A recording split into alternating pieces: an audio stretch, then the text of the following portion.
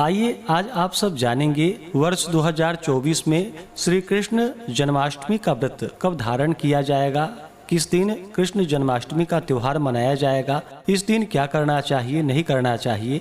तो आइए जानते हैं इन सबों के बारे में।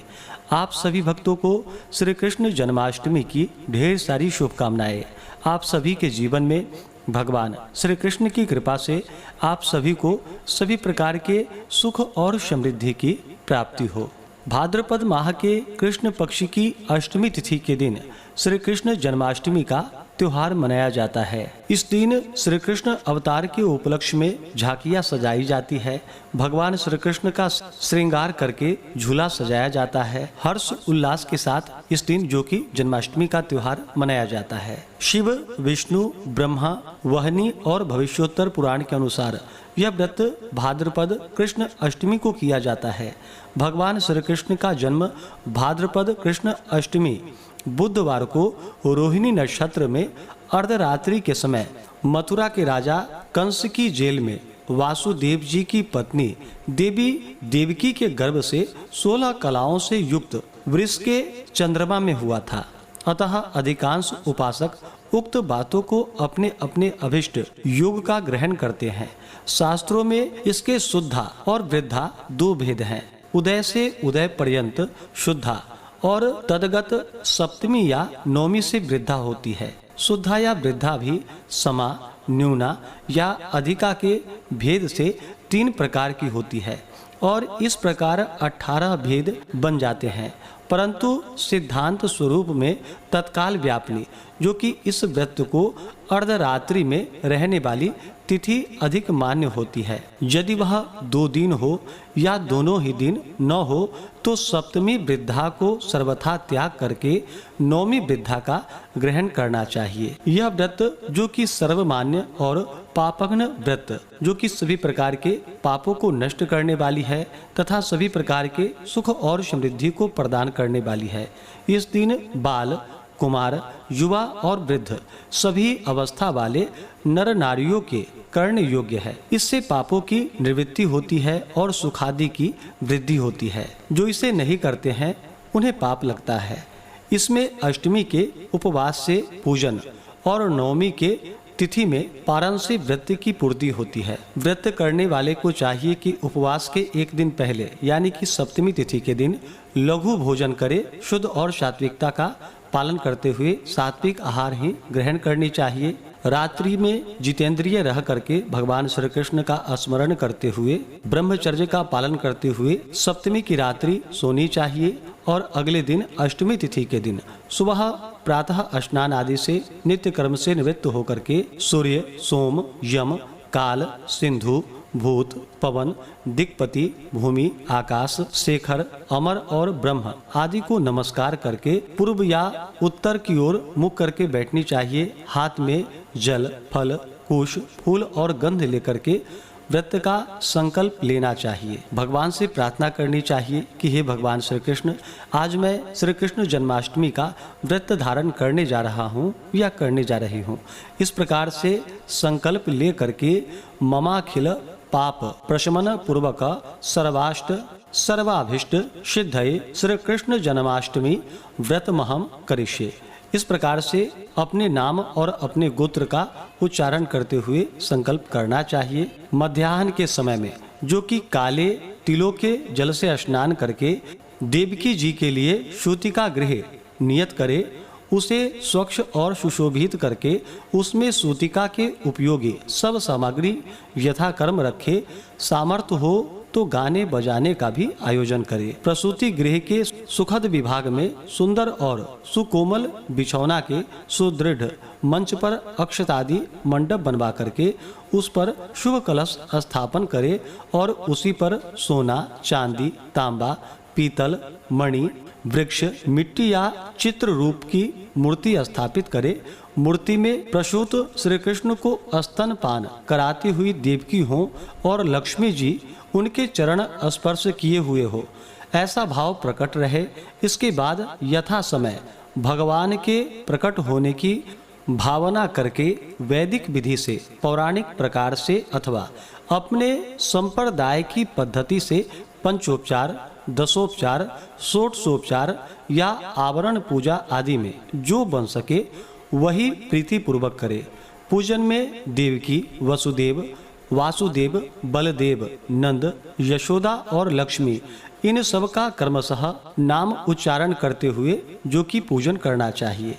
अंत में प्रणमे देव जननीम त्वया जातस्तु वामनः वासुदेवात् तथा कृष्णो नमस्तुभ्यं नमो नमः सपुत्रार्घ्यम प्रदत्तम में गृहाणेमं नमोस्तुते से देवकी को अर्घ्य दे और धर्माय, धर्मेश्वराय, धर्मपतये, धर्म संभवाय, गोविंदाय नमो नमः से श्री कृष्ण को पुष्पांजलि अर्पण करे। तत्पश्चात जातकर्म, नालच्छेदन, षष्ठी पूजन और नामकरण आदि करके सोमाय, सोमेश्वराय, सोमपतये, सोम संभवाय, सोमाय नमो नमः से चंद्रमा का पूजन करे और फिर शंख में जल, फल, कुश, कुसुम और गंध डालकर दोनों घुटने जमीन में लगावे और क्षीरोदार्ण व संभूत अत्रिनेत्र समुद्भव गृहाना अर्घ्यम शशांकेमं रोहिण्या सहितो मम ज्योत्सनापते नमस्तुभ्यं नमस्ते ज्योतिषांपते नमस्ते रोहिणीकांत अर्घ्यम में प्रतिगृह्यताम से चंद्रमा को अर्घ्य दे और रात्रि के शेष भाग को स्तोत्र पाठादि करके कथा आदि श्रवण करते हुए भगवान नाम का स्मरण करते हुए बिताना चाहिए। उसके बाद दूसरे दिन यानी कि नवमी तिथि के दिन पूर्वाहन में यानी कि सवेरे पुनः स्नान आदि करके जिस तिथि या जिस नक्षत्रादि योग में व्रत किया हो उसका अंत होने पर व्रत का पारण करना चाहिए। यदि अभिष्ट तिथि या नक्षत्रादि के समाप्त होने में विलंब हो जाए तो जल पीकर पारण की पूर्ति करनी चाहिए। इस प्रकार व्रत को धारण करने से व्यक्ति के सभी प्रकार के पाप और ताप नष्ट हो जाते हैं तथा भगवान श्री कृष्ण की कृपा से सभी प्रकार के सुख और समृद्धि की प्राप्ति होती है। तो आइए अब जानते हैं जन्माष्टमी व्रत के शुभ मुहूर्त के बारे में। भाद्रपद मास कृष्ण पक्ष की अष्टमी तिथि प्रारंभ समय जो कि 25 अगस्त 2024 दिन रविवार रात्रि 3:40 और अष्टमी तिथि की जो समाप्ति है वह 26 अगस्त 2024 दिन सोमवार रात्रि 2:21। तो हमें रात्रि व्यापनी के अनुसार व्रत के लिए जो समय प्राप्त हो रहा है वह समय सभी भक्तजन 26 अगस्त 2024 दिन सोमवार को व्रत धारण करेंगे और रात्रि में भगवान का पूरे विधि विधान के साथ पूजन करेंगे। 26 अगस्त को ब्रह्म मुहूर्त का जो समय होगा वह समय सुबह 4:27 से सुबह 5:12 तक होगा। सूर्योदय का समय सुबह 5:26 और सूर्यास्त शाम 6:22 होगा। 26 अगस्त को राहु काल का समय सुबह 7:12 से सुबह 8:48 तक होगा। राहु काल समय के दौरान कोई भी शुभ कार्य या नया कार्य नहीं करना चाहिए, यह लाभकारी नहीं होता है, इस बात का ध्यान रखें। अभिजीत मुहूर्त का समय सुबह 11:34 से दोपहर 12:24 तक होगा। 26 अगस्त को इस बार सर्वार्थ सिद्धि योग भी बन रहा है जो कि दोपहर 3:55 से अगले दिन सुबह 5:57 तक सर्वार्थ सिद्धि योग होगा। इन योगों में पूजन आदि का कार्य करना जो कि बड़ा ही पुण्यफलदायी माना गया है। इस दिन पूजन के लिए निशिता काल मुहूर्त का जो समय है रात्रि में वह समय रात्रि 12:01 से रात्रि 12:45 तक होगा। नक्षत्र 26 अगस्त को जो कि कृतिका नक्षत्र होगा दोपहर 3:55 तक, उसके बाद रोहिणी नक्षत्र होगा। भगवान श्री कृष्ण का जन्म जो कि रोहिणी नक्षत्र में ही हुआ था, तो रोहिणी नक्षत्र की शुरुआत 26 अगस्त दोपहर 3:56 है। इस समय से शुरू होकर के रोहिणी नक्षत्र समाप्त जो कि अगले दिन यानी कि 27 अगस्त को दोपहर 3:38 पे रोहिणी नक्षत्र की समाप्ति है। 26 अगस्त को योग जो कि व्याघात योग होगा, रात्रि 10:17 तक।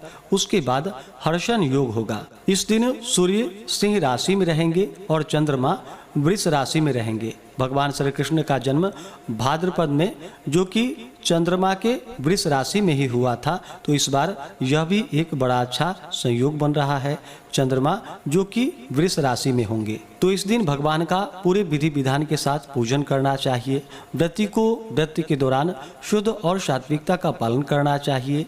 ब्रह्मचर्य का पालन करना चाहिए। व्रत के दौरान किसी के ऊपर क्रोध नहीं करनी चाहिए। अपने मन में किसी के प्रति ईर्षा या द्वेष का भाव नहीं लाना चाहिए। ब्रह्मचर्य का पालन करना चाहिए। तामसिक वस्तुओं का, नशीले पदार्थों का सेवन बिल्कुल भी नहीं करना चाहिए। पूर्ण भक्ति भाव श्रद्धा के साथ भगवान का पूजन करना चाहिए। इस प्रकार भगवान का पूजन करने से, व्रत धारण करने से भगवान अपने भक्तों के ऊपर अति प्रसन्न होते हैं। अपने भक्तों के सभी प्रकार के दुख और कष्टों को दूर कर देते हैं तथा सुख और समृद्धि का आशीर्वाद प्रदान करते हैं। तो आशा करता हूँ कि यह जानकारी आपको अच्छा लगा हो। ऐसे ही ज्ञानवर्धक जानकारियाँ प्राप्त करते रहने के लिए, व्रत पूजा के बारे में जानने के लिए, कथा को सुनने के लिए चैनल पे अगर आप पहली बार आए हैं तो चैनल को लाल बटन दबा करके सब्सक्राइब करें। साथ में बेल आइकन घंटी को दबाएं ताकि आने वाली वीडियो का नोटिफिकेशन आपको समय से